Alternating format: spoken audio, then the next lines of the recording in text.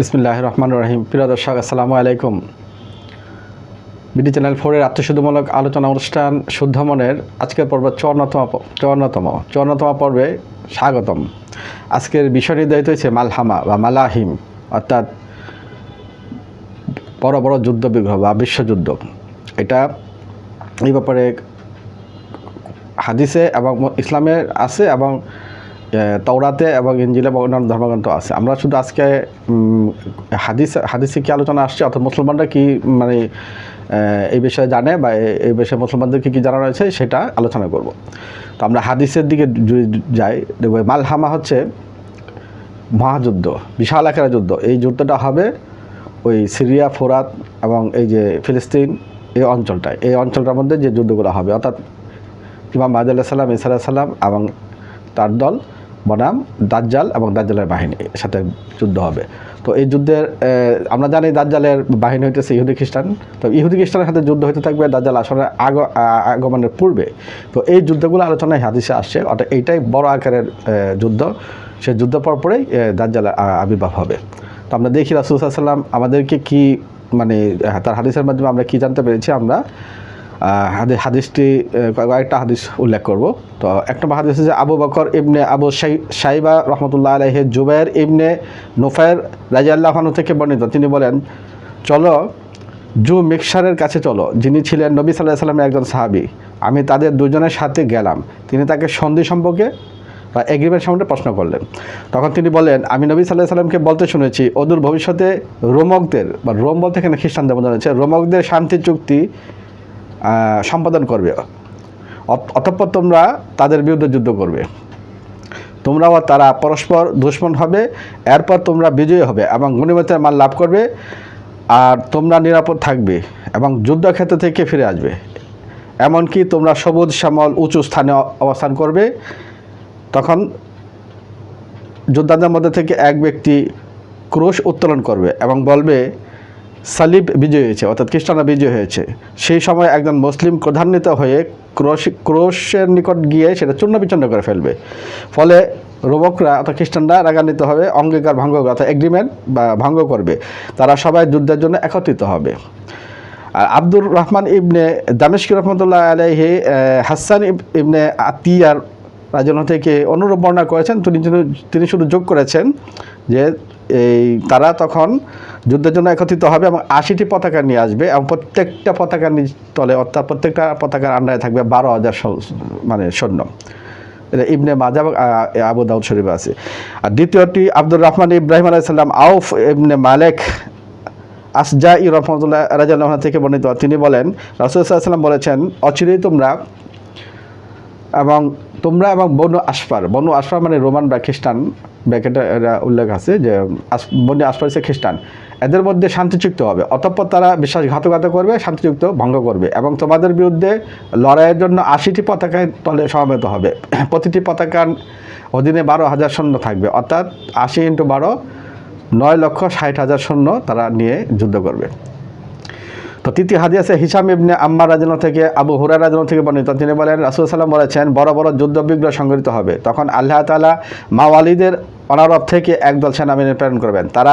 তারা সারা আরবের সর্বাপেক্ষা বিজ্ঞ, অশ্বারোহী এবং উন্নত যুদ্ধের অস্ত্রের অধিকারী হবে। আল্লাহ তাআলা তাদের দ্বারা দ্বীনকে সাহায্য করবেন, অর্থাৎ মানে ইসলামকে সাহায্য করবেন। চতুর্থ হাদিস হচ্ছে আবু বকর ইবনে আবু শাইবা রাদিয়াল্লাহু আনহু থেকে বর্ণিত। নাফি ইবনে আবু ওয়াক্কাস রাদিয়াল্লাহু আনহু সূত্রে নবী সাল্লাল্লাহু আলাইহি ওয়াসাল্লাম থেকে বর্ণিত। তিনি বলেন, আন নবী ক্বালা সাতুকাতিলুনা জাজিরাতাল আরব ফায়াফতাহুহা আল্লাহ সুম্মা তুকাতিলুনা রুম ফায়াফতাহুহা আল্লাহ সুম্মা তুকাতিলুনা দাজ্জাল ফায়াফতাহুহা আল্লাহ। ক্বালা জাবির, ফামা ইয়াখরুজুদ দাজ্জাল হাত্তা তুফতাহুর রুম। অর্থাৎ তিনি বলেন, জাজিরাতুল আরবের উপদ্বীপের বিরুদ্ধে তোমরা লড়াই করবে, আল্লাহ সেটিকে তোমাদের হাতে এনে দেবেন। অতঃপর তোমরা রোমকদের বিরুদ্ধে লড়াই করবে, সেখানে তোমাদেরকে বিজয় করবেন। তারপর তোমরা দাজ্জালের বিরুদ্ধে অবতীর্ণ হবে, আল্লাহ তাআলা তার উপরও তোমাদেরকে বিজয় দান করবেন। জাবির রাদিয়াল্লাহু আনহু এই হাদিস। আবার জাবির রাদিয়াল্লাহু আনহু বলেন দাজ্জালে আবির্ভূত হওয়ার পূর্বে রোম সাম্রাজ্য বিজিত হবে, তার মানে দাজ্জাল আসার পূর্বে মুসলমানরা রোম বলতে খ্রিস্টান জগৎগুলো দখল করবে, এখানে একটা ইঙ্গিত আছে সুবহানাল্লাহ। 4 হিশাম ইবনে আম্মার মুআজ ইবনে জাবাল থেকে নবী সাল্লাল্লাহু আলাইহি ওয়াসাল্লাম বলেন আল মালহামাতুল কুবরা আল ফাতুল কুস্তুনতুনিয়া ওয়া খুরুজুদ দাজ্জাল ফি সাবআতি আশুর। তিনি বলেন মালহামা, কনস্টান্টিনোপলের বিজয় এবং দাজ্জালের আবির্ভাব, এই 3টি ঘটনা 7 মাসের মধ্যে সংঘটিত হবে। একই বর্ণনা একটু অ্যাড করা হয়েছে বাইনাল মালহামাতে ওয়াল ফাতুল মদিনাতে সিত্তুল সিনিনা ওয়া ইয়াখরুজুদ দাজ্জালু ফি সাবিআ। অর্থাৎ মালহামা, মদিনা ও কনস্টান্টিনোপল বিজয়ের মাঝখানে 6 মাস ব্যবধান হবে।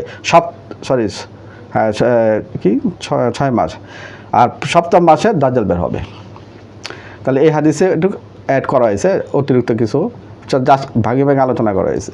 আর 5ম হাদিসে আলী ইবনে রাক্কি রহমতুল্লাহ আলাইহি আবু ইবনে আউফ থেকে বর্ণিত, তিনি বলেন রাসূলুল্লাহ সাল্লাল্লাহু আলাইহি ওয়াসাল্লাম বলেছেন নিকটবর্তী বাউলা মানে একটা সারের নাম মুসলিমদের করতলে না আসা পর্যন্ত কিয়ামত হবে না। অতঃপর তিনি সাল্লাল্লাহু আলাইহি ওয়াসাল্লাম বলেন হে আলী রাদিয়াল্লাহু বলেন ইয়া রাসূলুল্লাহ আমার পিতামাতা আপনার জন্য কুরবান হোক, আমি হাজির। অচিরে রাসূল সাল্লাল্লাহু বলেন অচিরে তোমরা বনি আশফার অর্থাৎ ধ্রুবকদের বিরুদ্ধে তোমরা যুদ্ধে লিপ্ত হবে, তোমাদের পরে হেজাজের মুসলিমরা তাদের বিরুদ্ধে লড়াই করবে, যারা কোনো নিন্দুকের কথা কর্ণপাত করে না, অর্থাৎ তারা অত্যন্ত সাহসী, যতক্ষণ না ইসলাম বিজিত হবে মানে জয়ী হবে। অতঃপর তারা তাসবিহ ও তাকবীর দ্বারা সুবহানাল্লাহ ওয়া আল্লাহু আকবার ধ্বনির দ্বারা কুস্তুনতুনিয়া দখল করবে এবং জয় করবে, ফলে প্রচুর গনিমতের অধিকারী হবে যা কোনোদিন ইতিপূর্বে অর্জিত হয়নি। এমনকি খানজা ভরে নিজেদের মধ্যে বন্টন করবে। অতঃপর জনৈক আগন্তুক আসবে এবং বলবে তোমাদের শহরগুলোতে দাজ্জাল প্রকাশিত হয়ে গেছে, সাবধান। রাসূলুল্লাহ বলেন সাবধান, এই খবরটি মিথ্যা ও মিথ্যুক, সুতরাং যে ওর কথা বিশ্বাস করবে সে লজ্জিত হবে। প্রিয় দর্শক, এই হাদিসগুলো দ্বারা আমরা ভয়াবহ যুদ্ধের কিছু বর্ণনা পালাম, আর এই বর্ণনার মাধ্যমে আমরা এতটুকু বুঝি বিচ্ছিন্নভাবে আলোচনা, তো এটার মধ্যে একটা লিঙ্ক যদি করি তাহলে সেটা হবে এই যুদ্ধে সমাবেত হবে এই ফোরাত নদীর তীরে।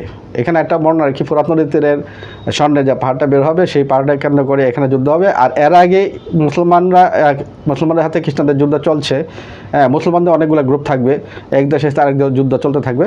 আলটিমেটলি খ্রিস্টানদের হাতে যে যুদ্ধটা হবে দাজ্জালের বাহিনীর সাথে, সেটা হবে এইটা মালহামা।